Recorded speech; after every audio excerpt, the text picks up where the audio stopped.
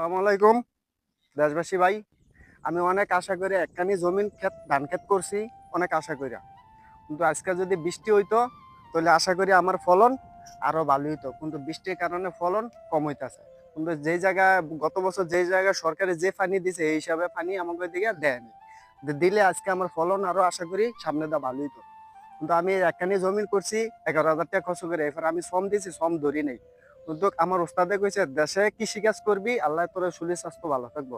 এই কারণে আমি ঢাকাতে একবারে দেশে আয়া পড়ছি। কিন্তু আল্লাহ যেটুক দিছে তো লাখ লাখ শুক্রিয়া। কিন্তু যদি পানি হইতো, বৃষ্টি হইতো, আল্লাহ রহমত দিত, তাহলে আশা করি আরো ফলন আমার ভালো হইতে। দেখেন ওদিকে পানি আসলো যাই, এদিকে পানি নেই, সরো আয়নি। কিন্তু যদি পানি থাকতো সরাইতো।